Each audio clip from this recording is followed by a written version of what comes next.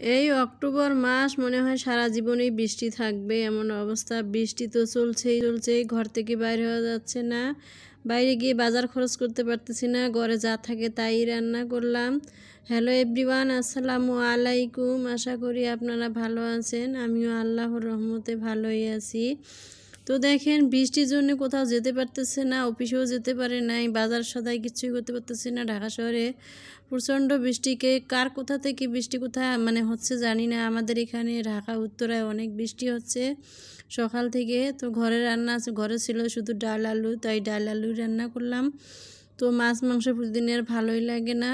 তো দেখেন, ডালটা একটু অন্য রকমের রান্না করলাম যাতে খেতে ভালো লাগে। ডালটা একটু কষিয়ে নিলাম ভালো করে। এখন একটু ঝোলের পানি দিলাম, আর পানি দিব না, ডালটা এখন হয়ে যাবে। এই পানিটুকুতেই এর মধ্যে সিদ্ধ হবে, এর মধ্যেই ডালটা হয়ে যাবে, ঘন ঘন ডাল। তো আমার মা চাচিদের যখন দেখতাম যে বৃষ্টির দিন কিছুই ঘরে থাকে না, তখন শর্টকাটে রান্না করে। তো অনেক কিছু শর্টকাটে রান্না করা যায়, অনেক কিছুই করা যায়, এখানে তো আর গ্রাম না যে কিছু জোটবাট করে রান্না করব। এখানে শহর, ঘরে যা থাকবে তাই রান্না করতে হবে। গ্রাম দেশে আশেপাশে কচু কত কিছুই থাকে, সব কিছু টুকে আনি রান্না করা যায়। একটা দুদিন যদি বাজার করা না যায় তো চলে, কিন্তু এখানে তো আর চলে না, এখানে এইভাবেই চলতে হবে। তো ডালটা ভুনা করলাম গরম ভাতের সাথে, এই ডালটা অনেক ভালো লাগে। দেখেন, ভাতটাও রান্না করলাম। তো ভাতটা রান্না করলাম বা ডাল ভুনা করলাম। এখন আমার হাজব্যান্ড খাইতে বসবে। দেখেন ভাতটা, 3জন মানুষের ভাত যা হয় আর কি, আর ঝরঝরে হয়েছে ভাতটা, দেখেন কত সুন্দর। এখন ভাত বাড়তেছি, তো এখন ওই ডাল দিব, দিয়ে এখন মেখে খাবে, কারণ এই ডালটা গরম ভাতের সাথে অনেক ভালো লাগে। এটা আবার পরোটা বা ভাত দিয়েও খেতে পারেন। তো দেখেন, চলেন ছাদে যাই, দেখেন কত বৃষ্টি।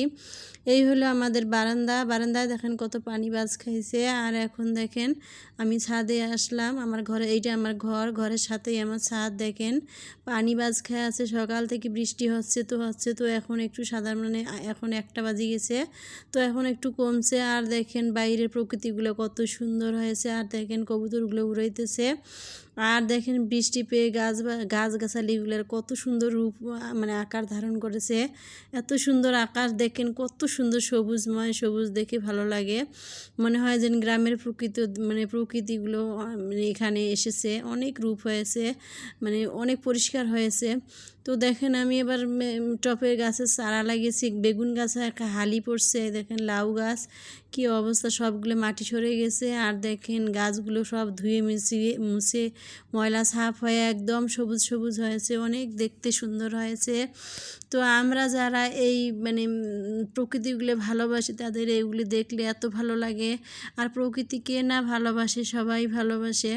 তো আমরা গাড়ি ভাড়া করি, এদিকে যাই ওদিকে যাই প্রকৃতি দেখার জন্য। তো আল্লাহ হাফেজ।